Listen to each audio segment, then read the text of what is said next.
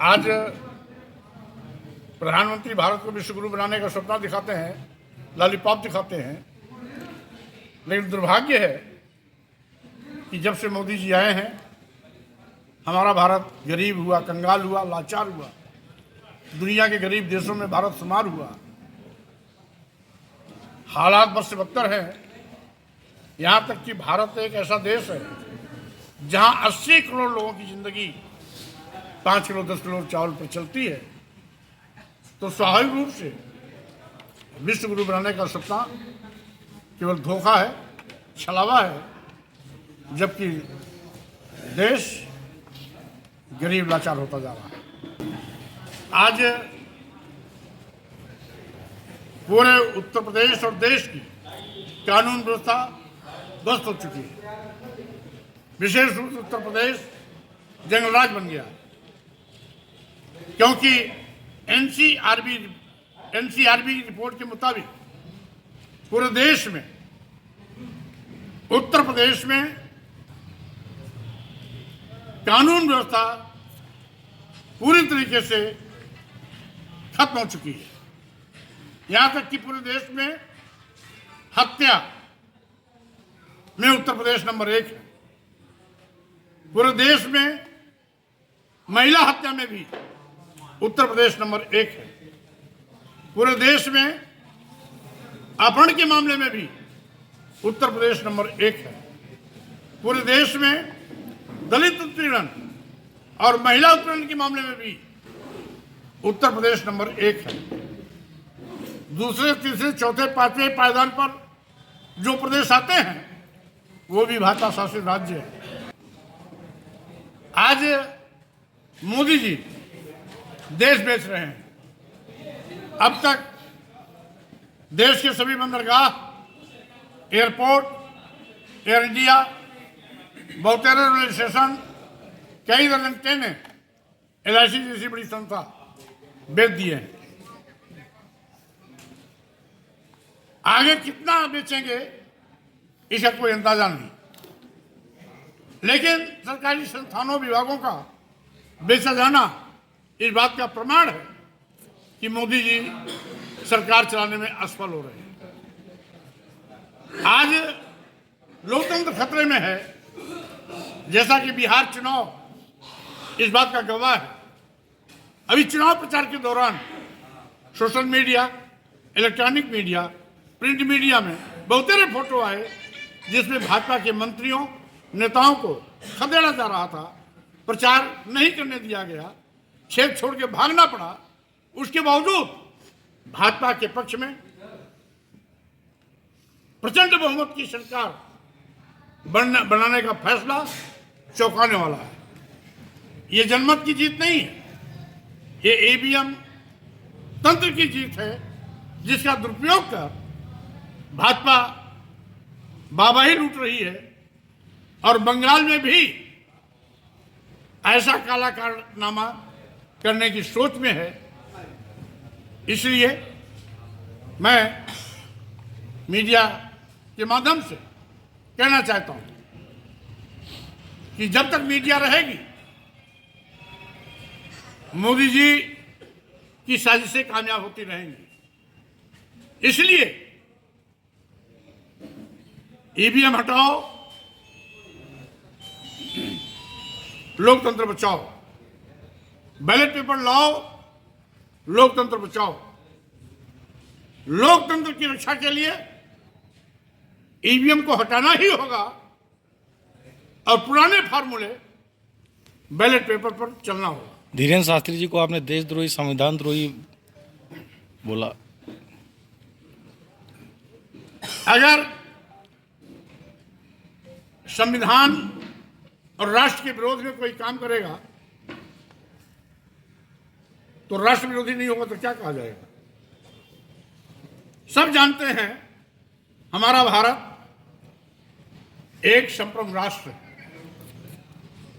जिसका एक संविधान है जिसे हम भारतीय संविधान कहते हैं। पूरा देश भारतीय संविधान से चलता है। हमारे देश में कई प्रकार के धर्म, संप्रदाय, पंथ हैं। इसलिए हमारे देश का संविधान सभी धर्मों को बराबर सम्मान देता है। इसलिए किसी एक धर्म के नाम पर राष्ट्र की मांग करना ये संविधान के निर्देशों की अवहेलना है, देश को बंटवारे की ओर ले जाता है।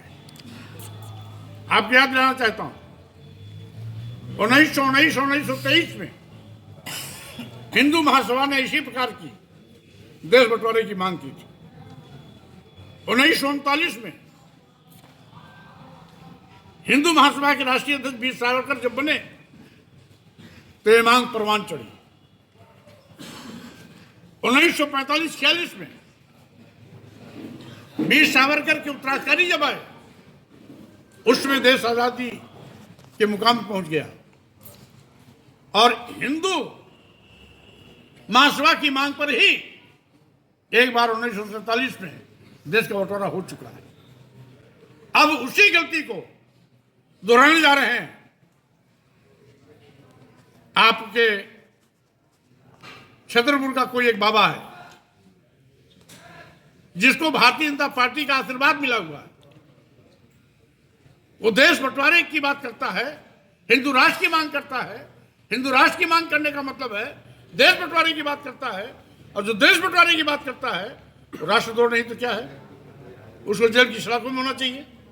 लेकिन मोदी सरकार सरकारी सुरक्षा में उसकी यात्रा निकलवा रही है। इसका मतलब है कि ये लोग फिर से देश को बांटने की कोशिश कर रहे हैं। मंत्री जी, अक्सर आप हिंदू धर्म के देवी देवताओं को विवादित टिप्पणी की है, करते रहे हैं, और अभी सोशल मीडिया में चल रहा है कि क्या मौर्य जी जैसे हिंदू देवी देवताओं की टिप्पणी करते हैं विवादित, क्या किसी और धर्म के लिए भी कर सकेंगे? किसी और धर्म में क्या इस प्रकार के 4 हाथ, 8 हाथ, 10 हाथ, 20 हाथ वाले देवी देवता हैं क्या? किसी और धर्म के नाम पर क्या ढोंग ढकोसला, आखंड पाखंड है क्या?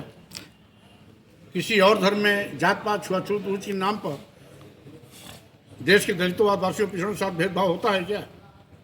आप किसी भी धर्म के अंदर जाइए, आप किसी भी पूजे द्वारा में जाइए, हमने मस्जिदों में देखा है, जो जैसे मुस्लिम समाज के लोग आएंगे नमाज के कतार में खड़े होते जाएंगे, नमाज पढ़ेंगे, चाहे नवाब हो और चाहे जूता में पालिश करने वाला मोची हो। ये नहीं कहा कि नवाब आया तो आगे बैठा दिया जाए।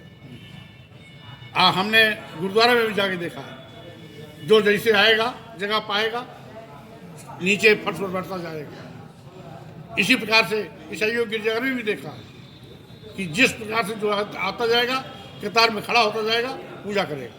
लेकिन ये कौन सा धर्म है जिसमें देश के राष्ट्रपति तक को ब्रह्मा के मंदिर में जाने से इसलिए रोक दिया जाता है क्योंकि दलित है? जगन्नाथ, दिल्ली के जगन्नाथ मंदिर में देश के राष्ट्रपति द्रौपदी मुर्मू को जाने से इसलिए रोक दिया जाता है क्योंकि वो आदिवासी है। इस देश में मुख्यमंत्री द्वारा छोड़ी गई कोठी को गौमूत्र और गंगा जल से इसलिए धोया जाता है क्योंकि पिछड़े समाज का होता है। अगर यह गंदगी